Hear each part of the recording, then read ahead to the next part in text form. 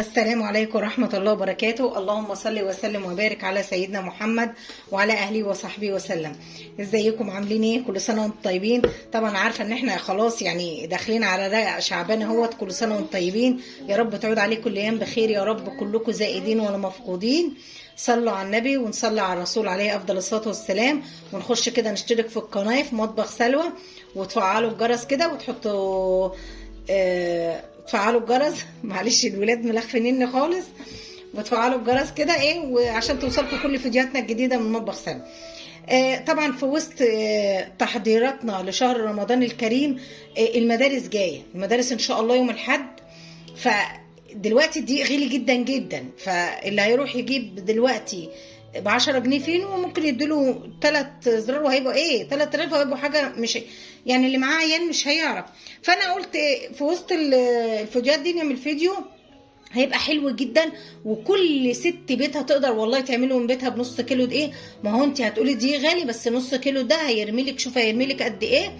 احسن ما تروحي متجيبي من هناك 3 رغيفه، ما يعني تدي مين ولا مين، لو معاك عيلين ولا 3 هتعملي ايه؟ فتعالوا كده نصلي على النبي، مش هنرغي كتير، احنا عايزين نخش نشوف هنعمل ايه. انا معانا هنا بوله فاضيه، ومعايا كده هاخد ايه، يعني مثلا هعمل كيلو دقيق. انت عايزه تعملي نص ماشي، مفيش مشكله. انا هعاير الكوب. بصوا يا جماعه، ال8 كوبايات بكيلو دقيق، ال8 كوبايات بيعملوا كيلو دقيق. ثانيه واحده يا مصطفى.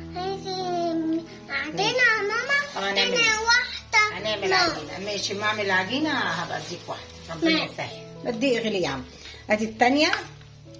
يعني بصوا انا مش هعمل كيلو، انا هعمل 7 كوبايات، يعني كيلو الا ربع. واقول لكم يا عزيزي يا رب، العصر بيدن 3 كوبايات. انا قلت ادخل الدقيق معاكم، لازم ننخله، لازم تدخلوا الدقيق كويس. والله العيال لخبطوني كده. 5 ادي 6 ادي 6 ادي 7. انا يعني ايه عملت 7، واحنا دلوقتي ان شاء الله انا بعمل لكم دلوقتي، وباذن الله يوم ما نبقى صابحين المدارس هعمل طبعا وصفه جميله قوي. هعمل لكم الفينو محشي، وحاجه ان شاء الله لو كملتوا معايا الفيديو مش هتندموا ابدا. حاجه جميله جدا جدا. صلوا على النبي كده عليه الصلاه والسلام. معانا ايه، معلقه بيكنج باودر كده بتخلي العجينه حلوه وتخليها فاضيه وجميله كده اهو. ومعانا برضو هاخد معلقتين خميره اهوت. يعني لو بصوا بالمعلقه الكبيره، انا بس يعني انا مش ملياها، ممكن بالمعلقه الكبيره يعني ايه معلقه حلوه كده، بس انا عشان مش ملياها يعني. هناخد ذره ملح، ذره ملح صغيره. هاخد حاجه بتخلي العجينه حلوه قوي، انا مجرباها طبعا في شغل التورت والجاتوهات بتبقى جميله قوي. معلقه نشا، معلقه النشا دي بتخلي العجين حلو قوي. هنعجن بايه بقى يا سلوى؟ هتعجني بايه؟ انا معايا هنا كان عندي نص كوبايه لبن، نص كوبايه لبن كملتها ميه ولفيتها وحطيت فيها معلقتين لبن بودره. يعني اللبن بودره ده بيودي العجينه في حته ثانيه خالص. حطيت معلقتين لبن بودره، معلقتين سكر، وكملتها ميه اهيت على ايه، على اللبن التاني. وممكن لو ما فيش لبن خالص ولبن بودره ماشي، ولو مش عايزه لا لبن خالص اعجنها بميه ما فيش مشكله. ماشي. هنزل واعجن كده اهو بقى. وطبعا ايه، عايزه انزل بالمحصن الطبيعي بتاع المعجنات كلها، اللي هو ايه، الخل. يا دوبك معلقه خل. ما تتخيلوش الخل ده بيودي العجينه في حته تانية خالص. يعني انا حتى في شغل التورت والله بحطه في العجين الاسبونج، بيخليه جميل ويرتفع كده ويبقى جميل قوي اهو. احنا بصوا يعني احنا ممكن الكيلو دي ده بس يا مصطفى، بس يا حبيبي. طب هجيبها لك بس استنى. بصوا يعني هي دي ممكن تاخد مننا كوبايتين ميه، او كوبايه ونص لبن، والنص الميه ده بقى انت ممكن ايه يعني تزودي بالراحه واحده واحده، عشان ايه ما تزوديش الميه مره واحده وتيجي تحتاجي دقيق وتحطي دقيق وتحطي، لا. وانا عايزاها برضو، عايزه العجينه يعني مش عايزاها يابسه. المعجنات والحاجات دي بتبقى عايزه العجينه ايه، هي كده مش هتاخد تاني، هي كده اهو مش هتاخد تاني ان شاء الله اهو. تمام كده. بصوا بقى انا يعني شفتوا انا عجنتها، هجيبها لك يا مصطفى استنى. انا هريحها، هعجنها دلوقتي، هريحها شويه، لسه ما كملتش، لسه ما حطيتلهاش هنشوف هنحط لها سمنه ولا زيت، بس انا بسيبها تريح دلوقتي. كل ما تسيب العجينه تريح شويه هتديكي نتيجه جميله جدا جدا جدا. دقيقتين ونرجع تاني مع بعض. ورجعنا كده، سيبناها ريحت حلوه. شايفين كل ما العجينه تريح بتبقى جميل. هنزل بمعلقتين سمنه، عايزه تنزلي بزيت انزلي، مفيش مشكله اللي انت عايزاه، بس السمنه او الزيت يا جماعه هي اللي بتخلي العجينه بتدي يعني العجينه بصوا انا جربتها بصراحه على الناشف ما بتديش نتيجه زي ما ببقى حاطه فيها معلقه سمنه او معلقه زيت، بتلاقيها كده هشه قوي. بس يا مصطفى، بس يا حبيبي، بص بقى هي هتقطع منك العجينه، هتقطع مش مشكله. انا بس عشان ما نطولش الفيديو، عشان لسه معانا الحشوات اللي احنا هنحطها في الفينو ده ان شاء الله. هو يعني مش فينو ده القيصر ان شاء الله، يعني احنا هنعملها او زي الفطاير، المهم انها تبقى زي سندوتشات للولاد نديها لهم ان شاء الله. عشان طبعا بصراحه حرام اي حد معاه عيل او عيلين كده ولا 3 بيروحوا المدرسه ينزل يجيب له فين ولا عيش حتى. والله حتى العيش، يعني انتوا شايفين الدقيق، يعني هنقول ايه بقى، ربنا يرطب باب. انا هتنيني اعجن فيها لغايه ما تديني قوام حلو كده، وارجع اوريها لكم واوريكم هنعمل ايه تاني. يلا صلوا على الحبيب المصطفى عليه الصلاه والسلام، وحطوا اللايك الجميل واشتركوا في القناه. ورجعت لكم تاني. ادي العجينه ما شاء الله زي ما انتم شايفين، عسل اهي. هركنها كده نص ساعه بس عبال ما نجهز، بس الم الليله دي ونشوف هنحشي ايه في قلب الفطاير دي. تعالوا معايا بقى هنا نقول هنحشي ايه للفطاير ديت. بصوا بقى يا جماعه، مبدئيا اولا هوريكم جبن، يعني برضو هحشي فيها جبنه. اللي عايز يحشيها جبنه، عايز يحشيها لانشون هتنحشي. بس انا معايا هنا، انا دي عاملاها كوجبه غدا، يعني انا النهارده مش عاملاها سندوتشات، انا عاملاها النهارده وجبه غدا للعيال. جايبه والله ده تمن لحمه، يعني ده تمن لحمه عامل له يجي 40 جنيه. وجبت انا كان عندي حته ليا حته دهن، يعني فرمتها انا في المفرمه. يعني انتوا عايزين تفهموني مثلا ان اي حد هيكلف غدا النهارده مش هينزل يجيب 100 جنيه ولا 150 جنيه، انا بقى ب 40 جنيه هعمل الاكله دي. جبت التمن ده ب 40 جنيه، وتعالوا هنشوفوا هنزوده ازاي، هنضاعف الكميه دي ازاي. هنزل بمعلقه كاتشب، تمام اهي بتديها طعم. هنزل بمعلقه مستردة، عندك مش عندك مش مشكله، يعني مش لازم، بس هي بس بتسكر اللحمه كده. وهي دي اصلا اللي بتخلي البرجر بتاعها بره زي ما انتم شايفين بيبقى طعم كده ومسكر. هي دي ايه، هي المستردة، بس عشان الجو ساقعه هي ايه بتنزل بصعوبه شويه. ماشي خلاص، احنا خدنا كده المعلقه بتاعتنا اهي. هننزل ايه اللي هيكتر معانا بقى. جايبه برغر اهي يجي 3 معالق نقعتهم، دول 3 معالق انا نقعاهم في ميه سخنه نص ساعه. معايا ممكن عايزه بس يا مصطفى اجيب بس منديل. معايا هنا بصومات، يعني كان عندي فاضل الفينو بتاع الترم الاولاني الولاد اما كنت بجيبه ويفضل مني وكده، او بحمصه ما برميهوش، او بصومات من عند العطار. يعني انا عندي لو فايض اي حاجه برميهاش بحمصها وبقوم ضربها على طول. معانا بقى ايه، تعالوا نشوف التوابل بقى كده. هجيب معلقه صغيره عشان اقول لكم على التوابل ايه. البرجر مش بيتحط له بصل، اللي هو البصل بيحط له بودره بصل. هناخد كده نص معلقه ملح. عايزه البرجر ما يفكش ويبقى حلو كده، هنديله معلقه نشا او معلقه شاي اهي. النشا دي بتمتص، لو في اي حاجه بتمتصها جميله جدا. معايا بودره الماجي دي السحريه، دي اللي بتسكره جامد مع المستردة، بتخليه تحفه. انا نزلت النهارده والله مخصوص هي عشانها هي. هنجيب معلقه فلفل، ما ادتش فلفل كتير حتى، يعني نص معلقه بابريكا. وممكن تجيب انت بهاراتك كلها، تقولوا له انا عايزه ايه بهارات الحواوشي. هجيب بس الثوم البودر والبصل البودر. هاخد من كل حاجه معلقه صغيره اهي، معلقه صغيره توم باودر، بصل باودر، معلقه صغيره. تمام كده اهو. يبقى احنا كده خدنا توم باودر، بصل باودر، بابريكا، فلفل، نشا. بهارات الماجي ديت يا جماعه اساسيه للي عايز يستطعم موضوع. عندي من مره فاتت كنت جايبه من مره فاتت بهارات برجر، من المره اللي فاتت والله ما اشتريت، يعني انت كنت تستغني عنها. هاخد معلقه ايه كبيره كده اهي، يعني هي كانت عندي. هاخد ايه بقى؟ هاخد معايا هنا بيضه، هاخد البياض بتاعها وهعين الصفار لان انا عايزه الصفار، انا عايزه الصفار بتاعها اهو اهو، عشان بس كانت في التلاجة اهي اهو. ده بقى الايه، حتى لو نزل فيها يعني حته صفار مش مشكله خالص، عادي اهي. حاجه دي كده اهو. احنا الصفار ده انا عايزاه مش هرميه. وساعات كنت لما مش عاملاه في فطاير، لو عامله البرجر مش في فطاير باخد البيضه كلها عادي مفيش اي مشكله.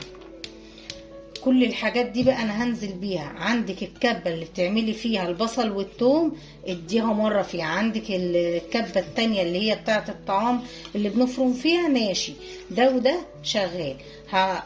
هطحنها مره وهوريها لكم عشان نركنها واقول لكم هنكمل نعمل ايه تاني. ورجعت لكم تاني. شايفين ما شاء الله عجينه البرجر دي بقى تحفه عمرها ما تفك. هنعمل ايه بقى؟ احنا عايزين نعملها بصوا يا دوبك قد البيضه او قد الليمونه الكبيره شويه. احنا طبعا مش هنعمله في الايه، يعني مش عايزاها انا في القلة اللي هي يعني انا مش بعمله برجر كبير، انا هحشي بيه الحشوه، فبالتالي انا عاملاه يا دوبك قد البيضه زي ما انتم شايفين كده. وهوريكم هنعمل ايه. صلوا على النبي كده وصلوا على الرسول عليه الصلاه والسلام. طبعا برضو بجهز معايا انا بس عشان الكهرباء هتقطع. برضو جهزت حشوه اللي هي جبنه، وهعمل برضو جبنه وفلفل اللهم صل على النبي. وكان عندي حته لانشون فاضله، عندك يعني هجيب البواقي احشي بيها، عشان اللي مثلا عايز يعمل للمدارس مش شرط يعني ان انت تعمل فيها. انا بقول لك انا عامله دي وجبه غدا، دي هتبقى بالنسبه لي انا وجبه غدا. احنا بس انا بقول انها فكره ان انت المدارس داخله تاني راجعه تاني، ان انت مثلا عشان تروحي المخبز تشتري فينو مش هيكفيكي 50 جنيه بصراحه، ترجعي تحطي فيه حشو تاني برضو مش هيكفي. هعملها بقى كلها كده. وطبعا هجهز طاسه على النار، بس انا مش هاخد المنجلايت معايا على النار عشان انا مثبتاه دلوقتي. انا بس بوريكم هعمل ايه وهروح. طبعا انا لازم ان انا ايه، بصوا هعمل ايه قبل ما احطه على النار كده، عشان بس انا مش عايزه اهو. بصوا انا هفتحها بس كده. هي طبعا المفروض انها بتنحط في كيس بلاستيك، يعني ممكن نقوم جايبين كيس بلاستيك ونقوم ايه ضغطينها عليه اهي. انا طبعا هفتحها كده وهجيب بكيس بلاستيك دلوقتي اهوت، عشان هنحطها على النار كده ونديها عمرها ما هتفك. وهوريها لكم بعد ما انا هعملها على النار ونرجع تاني مع بعض. يلا حط اللايك الجميل كده وصلوا على النبي عليه الصلاه. ورجعت تاني جبت شنطه زي دي كده وقمت عاملاهم زي ما انتم شايفين كده اهوت، ومعايا دول كمان. انا حبيت والله لما شفتهم حلوين كده والشنطه ظبطتهم قلت اوريهم لكم. طبعا هخش على النار بقى اعملهم كل ده عبال ما العجينه تخمر معانا. طبعا على البوتاجاز هقلب من دي لدي كده واحده واحده جري بسرعه، ان انا لازم ايه ما ينفعش احطها نيه في قلب الفينو، يا دوبك هديها الصدمه زي البرجر بالظبط. احنا نفس الطريقه في البرجر، مره كده ومره كده، وبرضه هوريكم كل حاجه. صلوا على النبي عليه الصلاه والسلام. ويلا معانا مع افكار كده سلوى في مطبخ سلوى كده ان شاء الله. شوفوا حاجات هتكسبوا والله العظيم 3. الحاجه غاليه جدا والله، انا عملتها في البيت لتوفر عليكم كتير، وحاجه ضامنين نظافتها. الغلا هيزود الغش، الغلا هيزود النصب والغش. يا ريت نعمل كل حاجه في بيتنا بايدينا لاولادنا. رجعت لكم تاني يا جماعه. النور قطع، انا بس بوريكم لان الخطوات دي مش هستنى النور يجي قدامه نص ساعه. خمرت اهي ما شاء الله. هبتدي ياسين بينور لي انا بس هوريكم هنعمل ايه، لان هريحها بس شويه. هديك واحده حاضر. اهي هبتدي نقطعها، هنقول لكم هنقطعها ازاي. خد يا مصطفى يلا حل عني. هبتدي اقطعها ايه، انا بس هوريكم هعملها ايه. اهي يعني مثلا الواحده هتبقى دي قد دي كده اهي، زي دي كده تمام كده اهي. او ممكن نكبرها شويه، يعني ممكن دي اخليها للجبنه اهي، اخلي دي بس حاجه بس. مصطفى عمال يوقع. انت كده مش باينه النور، تعالى بس هنا. انا بس هعمل الخطوه دي معاكم وهستنى لما الكهرباء تيجي اهي. يعني مثلا ممكن تبقى قد ديت، انا هعملها كلها زي ما انتم شايفينها كده، وهسيبها تريح بس ان شاء الله. يكون الكهرباء ده زي ما انتم شايفينها كده، هتريح بس شويه ونرجع تاني مع بعض. ورجعت لكم تاني. طبعا النور لسه جاي حالا. انا بصراحه عبال ما النور يجي الوقت بيجري، كنت عملت الثلاثه دولت، بس هرجع تاني اعمل معاكم. زي ما انتم شايفين العجينه ما شاء الله ما شاء الله عليها تحفه. فبصوا بقى هجيب صينيه من اللي هعمل فيها كده، عشان بس ايه، واقوم عايصاها شويه زيت اهي. الصينيه كده اهي هوريكم بس. عايزه بس ايه اركن الحاجات دي هنا اهي.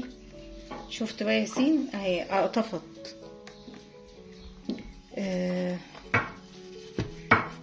هوريكم بقى كده بس دلوقتي قبل ما اعمل المنجلايت. هو اللي فصل زي ما انتم شايفين. انا عملتها كده اهيت. ممكن انزل عشان برضو تشوفوا حلوه قوي اهي، زي ما انتم شايفين كده اهي حطيناها فيها كده اهو. زي ما عايزه اوريكم برضو بعد ما حمرته اهو، زي ما انتم شايفين كده بالجمال اهوت، ولا فك ولا اي حاجه، وزي العسل. هعملها بقى كده اهو، هتلفها كده اهو، وكل ما تلفيها تتك عليها عشان ما تفكش بس ايه في الفرن. تمام كده اهي. يلا نصلي على النبي كده عليه الصلاه والسلام. شايفين اهي ما شاء الله عليها زي العسل. اشوف بس النور كده بتاع المنجلايت ده، لانه بينور اهو، مغلبني خالص. كل حاجه بقى فيها غش والله. مش انا بقول لكم يا جماعه، كل ما الحاجه هتغلى كل ما هنلاقي غش في كل حاجه. يعني ده تاني منجلايت اجيبه والله العظيم 3، يعني بيغشوا بطريقه مش هقول لكم. جايباه والله جميل جدا، يعني جايباه غالي مش مسترخصه وفظيع طبعا اهو. شوفوا سوا في عايزه اوريكم بس كده ايه. طيب نرجع تاني هنكمل، بس هشوف النور الاول. ورجعنا تاني بعد ما عملنا النور. طبعا ادي الحشوه التانيه. اظن اي بيت هيبقى فيه، يعني انت حتى لو عيالك رايحين المدرسه هتجيبي لانشون. ادي جبنه، كان عندي جبنه موزاريلا خدت يا دوبك شويه قد كده. ده فلفل احمر واصفر، ويعني يا دوبك لانشون وفلفل الوان وحته جبنه. هنعمل برضو واحده منهم اهي. هجيب برضو ايه، هنعوز بقى ده كده عشان الكاميرا تبقى واضحه. ثانيه يا ياسين، ثانيه بس حبيبي اهي. نفتحها بقى كده حلوه زي ما انتم شايفينها.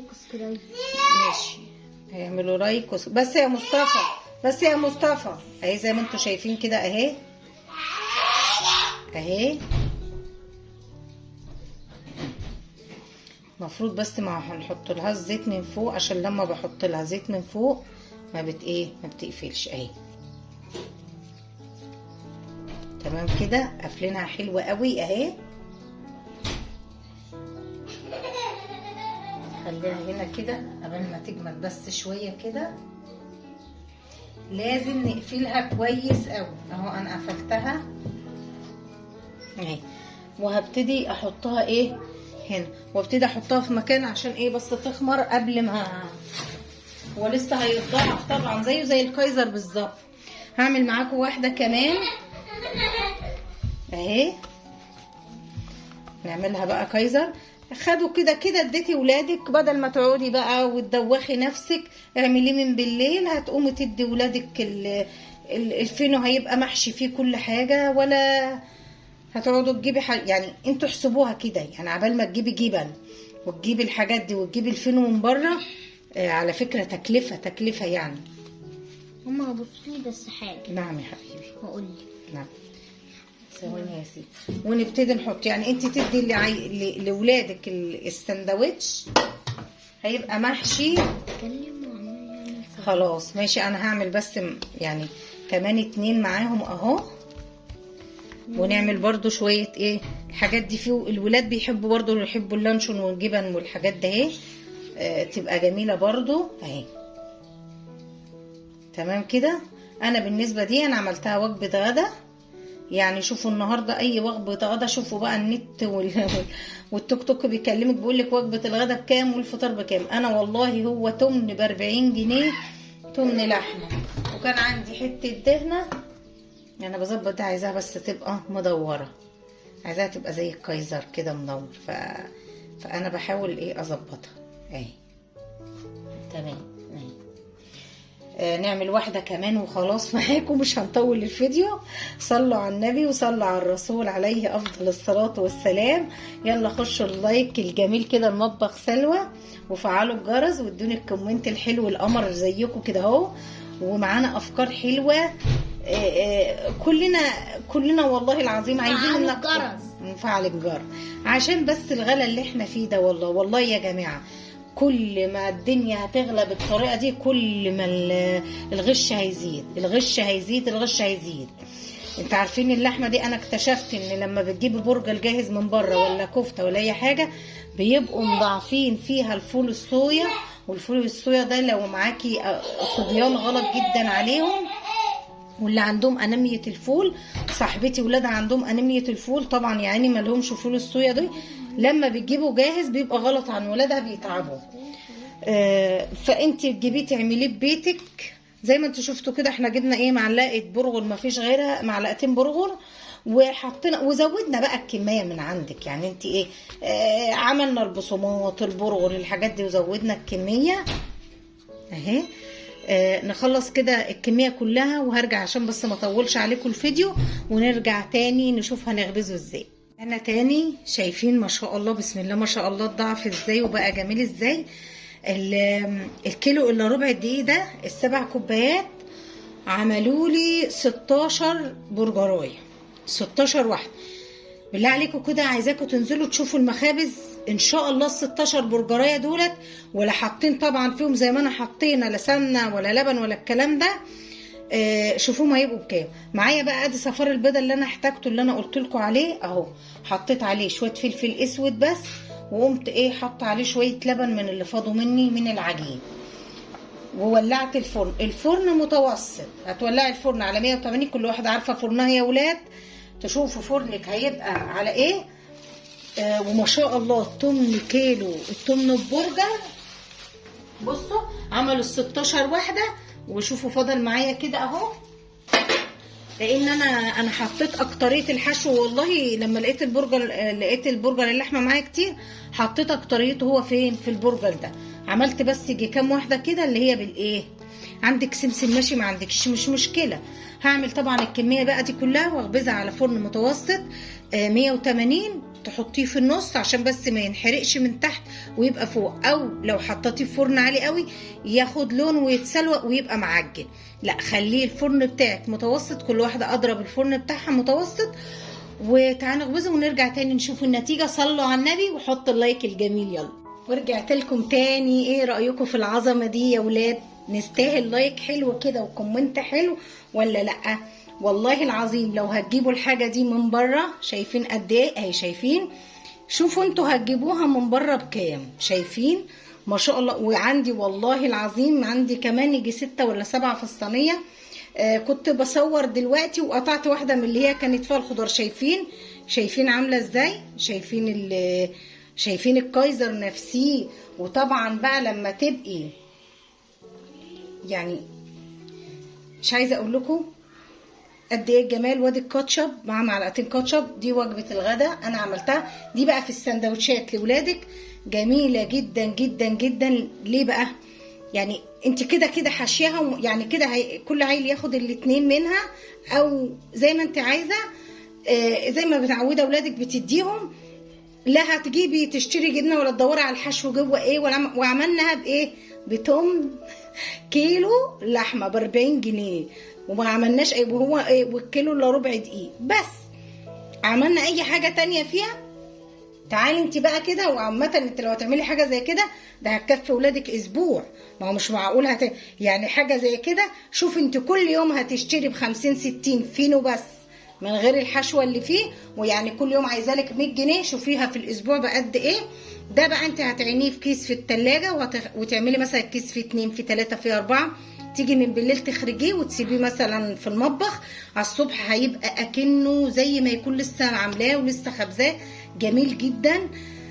هقول لكم كده يا جماعه، ما تنسونيش في اللايك وتدعموني كده يعني كومنت حلو، وترفعوا لي القناه. الكومنتات هي اللي بترفع القناه كده. لما اليوتيوب بيلاقي كومنتات كتيره الفيديو بترفع. واللي لسه دخل ما اشتركش في مطبخ سلوى يخش يشترك ويفعل الجرس عشان توصلوا دايما كل فيديوهاتنا الجديده. واقول لكم السلام عليكم ورحمه الله وبركاته.